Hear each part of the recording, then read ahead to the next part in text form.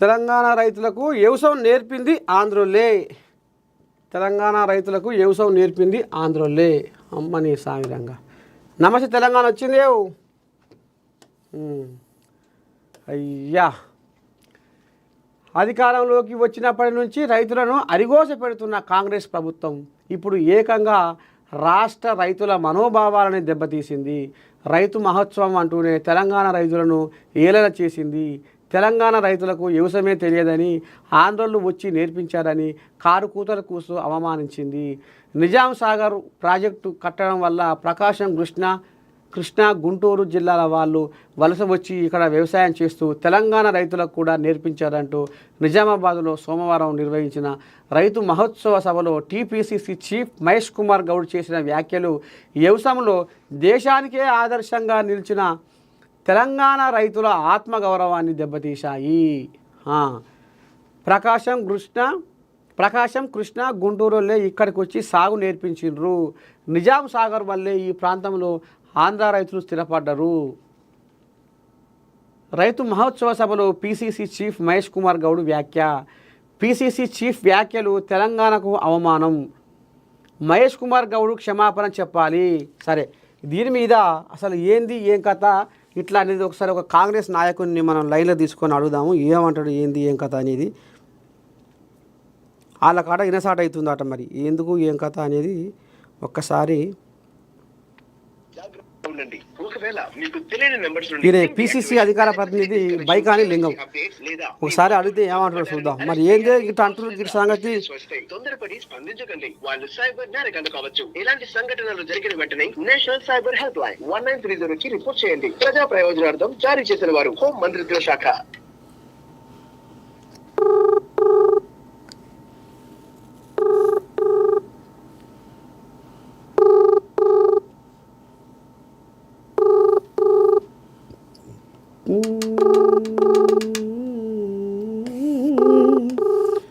అమ్మో, అందరూ బిజీ ఉంటారు, ఎవరు ఫోన్లు చెప్తలేరు. ఆడ ఉండు పెద్ద మనిషి.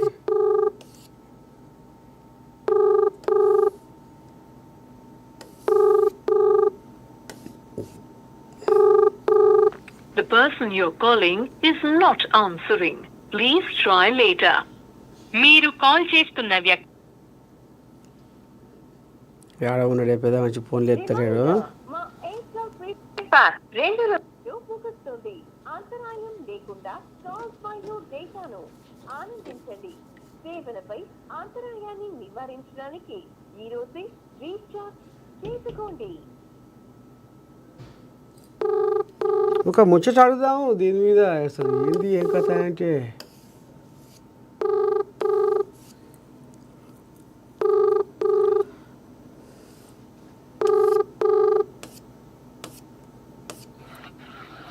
హలో నమస్తే అన్న. నమస్తే అన్నగారు. ఇగో మీరు మన మార్నింగ్ న్యూస్ విత్ నర్సే తాత లైవ్లో ఉన్నారన్న మీరు.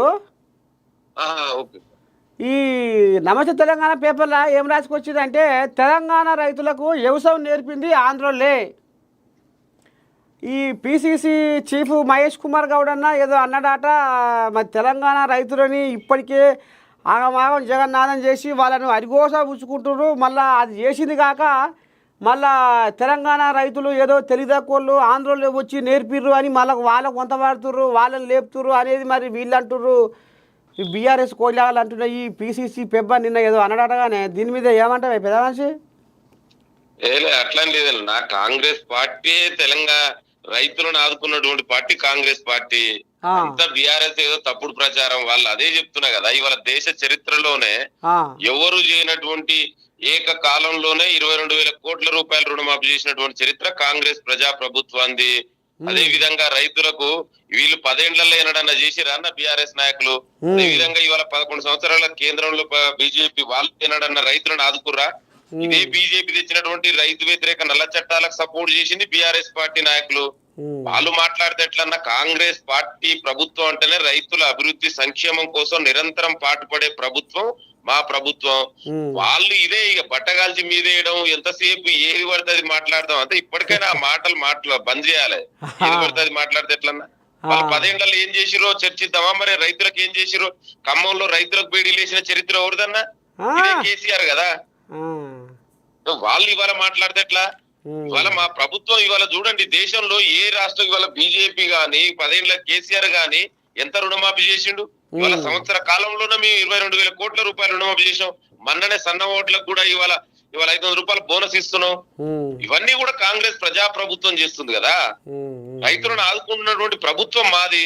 వాళ్ళు మాట్లాడితే ఎవరు నమ్ముతారన్నా? అంటే ఇవాళ వాళ్ళ 10 ఏళ్లలో ఏనాడన్న రైతులు గుర్తొచ్చిరా? ఇవాళ వాళ్ళు రైతుల గురించి మాట్లాడుతారు. అందుకే రైతులు తెలంగాణ రైతాంగానికి అంతా తెలుసు, ఎవరేం చేస్తారు, ఎవరు రైతుల గురించి మాట్లాడుతారు, వాళ్ళని ఎవరు ఆదుకుంటున్న ఎవరు కూడా తెలుసు. దయచేసి ఇట్లా మాట్లాడకండి. వేగంగా విష ప్రచారాలు చేయడంలో బీఆర్ఎస్ బీజేపీ దిట్ట. వాళ్ళు ఉన్నాయి లేనట్టుగా చూసిరుగా. గతంలో కూడా మొన్న కూడా ఫేక్ వీడియోలు, ఇవన్నీ మార్పింగ్ వీడియోలు ఉన్నాయి లేనట్టు చేయడం వాళ్ళకి తెలిసింది. ఎందుకంటే బీఆర్ఎస్ కు దాదాపు కోట్ల రూపాయలు పెట్టి ఈ ఫేక్ వీడియోలు మార్పింగ్ వీడియోలు చేయడంలో వాళ్ళు చాలా నేర్పరి. గత 10 ఏళ్ల దోసుకున్న సొమ్మంతా దానికే పెడుతురు. సో దాని ద్వారా అనని మాటలు కూడా అన్నట్టు ఇంకేదో జరిగినట్టు. అసలు రైతులు ఇవాళ గుర్తొచ్చి మరి 10 ఏళ్ల ఎందుకు గుర్తు రాలేన్న రైతులు? వాళ్ళకు రైతులు ఏనాడన్న వాళ్ళు కనీసం 10 ఏళ్ల రైతుల గురించి కేసీఆర్ ఫ్యామిలీకి ఏనాడైనా గుర్తొచ్చిరా? ఏనాడన్నా రైతుల పొలాల కాడికి పోయిర్రా? కళ్ళ కాడికి పోయిర్రా? అది కోసం పెట్టిరు కదా 10 ఏళ్ల రైతులని. ఇవాళ రైతు ఎంత ఆనందంగా ఉంది. ఇవాళ మేము ఒక్కొక్కటి ఇంత వేల కోట్లు, దాదాపు 7.5 లక్షల కోట్ల అప్పులున్నా కూడా ఇవాళ రైతులను ఆదుకోవాలి. ఈ దేశానికి అన్నం పెట్టే రైతులని మనం వెన్నుదన్నా ఉండాలని ఇవాళ ముఖ్యమంత్రి రేవంత్ రెడ్డి గారి ఆధ్వర్యంలో ఇవాళ కాంగ్రెస్ ప్రజా ప్రభుత్వం రైతులను ఆదుకుంటే అది చూసి తట్టుకోలేక ఓర్వలేక ఈ ప్రభుత్వం మీద మా నాయకుల మీద ఏది పడుతుంది మాట్లాడుతున్నారు. ఇక మొత్తానికి అన్నా శనార్థి నమస్తే. మీ అమూల్యమైన సమయాన్ని ఇచ్చి ఇవాళ మా ఏఎన్ఎన్ ప్రేక్షకుల కోసం ఇవాళ ఆంధ్రోళ్ళే ఇవాళ తెలంగాణ రైతులకు వ్యవసాయం నేర్పించారు అనే మాట మీద మరి 10 ఏళ్ల కాలంలో మరి వాళ్ళేం చేసేది అనేది కూడా మరి మన పిసిసి అధికార ప్రతినిధి మరి బైకాని లింగం యాదవ్ అన్న మీకు శనార్థి పద్ధతి. మీరు మా ఏఎన్ఎన్ ప్రేక్షకుల కోసం ఇంత రామసక్కని సందేశం ఇచ్చినందుకు నమస్తే. అయితే ఇక ఇది కథ. ఇక ఇప్పుడు సాక్షి తీసుకుంటే సాక్షిలో ఏముందయ్యా అంటే ఇంట్లో ఒకటి మనం ఏటో వచ్చింది, అది భూభారతి. పొంగులేటి శ్రీనివాసరెడ్డి అది చెప్పుకోవాలి, ఎందుకంటే అది ఆయవన వార్త, అది మనం మర్చిపోతామేమో. పొంగులేటి శ్రీనివాసరెడ్డి నల్గొండ జిల్లా చందంపేట పోయిండట. ఆడ ఇప్పుడు భూభారతి పథకం పేరు మీద మరి అధికారులకు అవగాహన కల్పించి అది పూర్తి స్థాయిలో ఆ పథకం మీద జనాలకు అసలు ఏంది, ధరణి ఏంది, భూభారతి ఏంది, ఈ రెండింటికి మధ్యలో ఏం తేడా ఉంది అనేది మరి దీని మీద రేపు మరి పేదోళ్లకు ఏ రకంగా న్యాయం జరగబోతుంది అనే దాని మీద ఇప్పుడు సర్కారు దీని మీద బాగా దృష్టి పెట్టింది. ఇక నిన్న రెవెన్యూ శాఖ మంత్రి పొంగులేటి శ్రీనివాసరెడ్డి ఏడికి పోయిండయ్యా అంటే నల్గొండ జిల్లా చందంపేట పోయిండట. ఏది పిల్లగా వాట్సాప్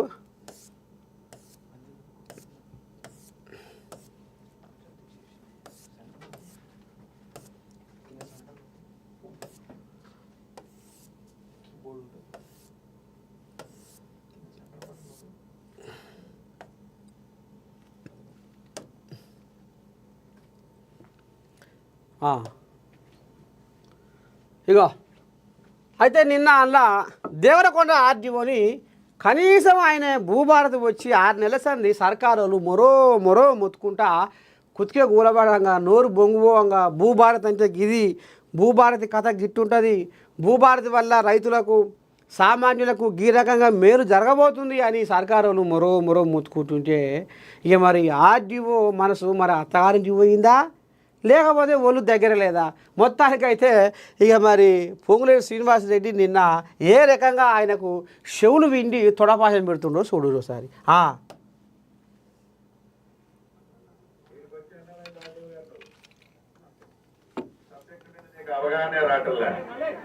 జనంలో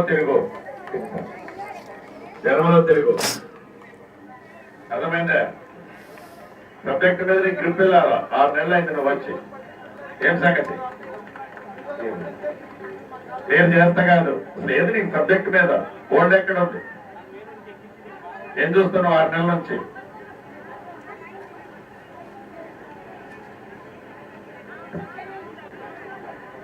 ఇగో కోజా ఈ అవగాహన సదస్సును ఉద్దేశించి మాట్లాడుతున్నాను. మరొక పారి మరొక పారి చెవు పెట్టుర్రి. వీడికి వచ్చి అన్నారైంది రాజీవ్ గారు, సబ్జెక్ట్ మీద నీకు అవగాహన రావట్లే. జనంలో తిరుగు అర్థమైందా? సబ్జెక్ట్ మీద నీకు గ్రిప్ వెళ్ళాలా? 6 నెలలు అయింది నువ్వు వచ్చి. ఏం సంగతి? నేను చేస్తా కాదు, లేదు నీకు సబ్జెక్ట్ మీద. ఫోన్ ఎక్కడ ఉంది? ఏం చూస్తున్నావు 6 నెలల నుంచి?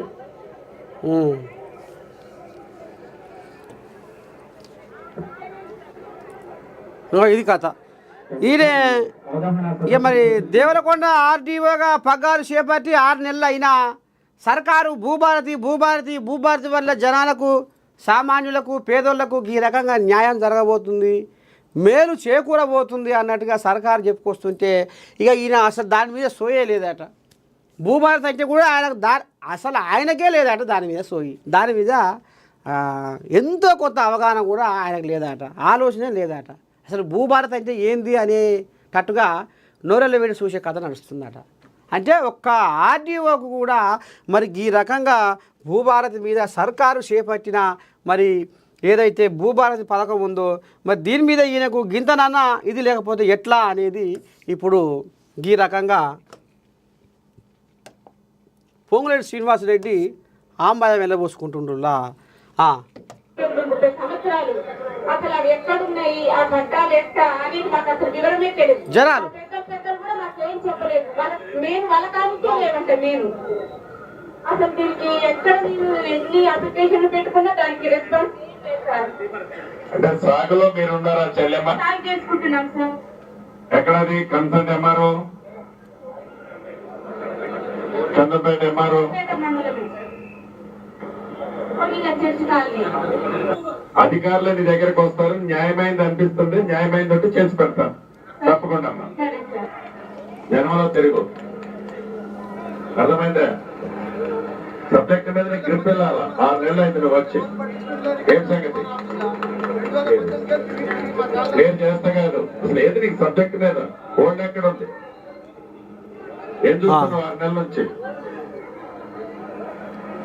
ఇది కథ.